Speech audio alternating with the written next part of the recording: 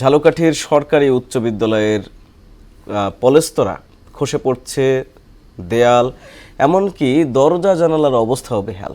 এ অবস্থায় ঝুঁকি নিয়ে চলছে বিদ্যালয়ের একাডেমিক কার্যক্রম। প্রতিনিয়ত দুর্ঘটনার আশঙ্কায় থাকতে হচ্ছে শিক্ষক শিক্ষার্থীদের।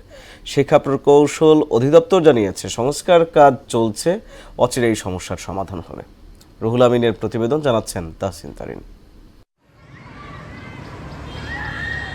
বিল্ডিংয়ের এমন দৃশ্য দেখে পরিত্যক্ত কোনো ভবন মনে হলেও এটি আসলে ঝালকাঠি সরকারি উচ্চ বিদ্যালয়। ১৩ একর জমিতে প্রতিষ্ঠিত ঐতিহ্যবাহী এই বিদ্যালয়টিতে ছাত্রছাত্রীর সংখ্যা ১৭০০। ১৯০৯ সালে ব্রিটিশ সরকার কর্তৃক এই বিদ্যালয়টি প্রতিষ্ঠা করা হয়। পরে ১৯৭২ সালে নির্মাণ করা হয় দোতলা ভবন। ৫০ বছরের পুরনো এই ভবনটি সর্বত্র ছাদ ও দেয়ালের পলেস্তারা খসে পড়েছে।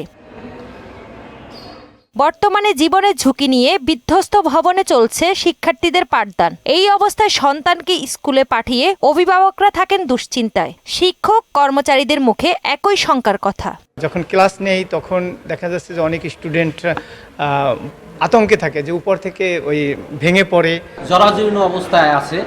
যে কোনো সময় যে কোনো মুহূর্তে বড় ধরনের একটি দুর্ঘটনা ঘটার সম্ভাবনা আছে। লাস্টে যে কোনো সময় আমাদের মাথায় ভেঙে পড়তে পারে। তারপর আমাদের দরজা অত ভালো না, সবসময় আমরা ভয় থাকি কিভাবে কখন দরজা জানলা ভেঙে পড়ে। কোনো উন্নতি নাই, কোনো জায়গা দিয়ে ভবন ভেঙে পড়তে আছে এবং খুবই খারাপ অবস্থা।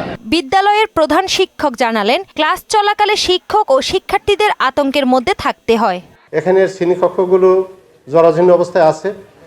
এখানের শিক্ষকরা যখন ক্লাসে পাঠদান করতে যান, শিক্ষক এবং আমার শিক্ষার্থী সবাই আতঙ্কগ্রস্ত থাকেন যে কখন কোন দুর্ঘটনা ঘটে।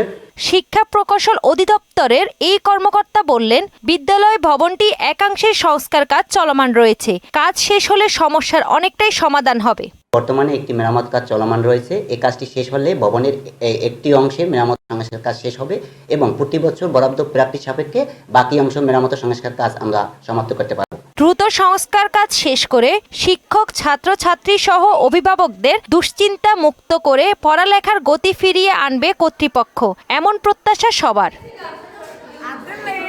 তাহসিন তারিন, মোহনা সংবাদ।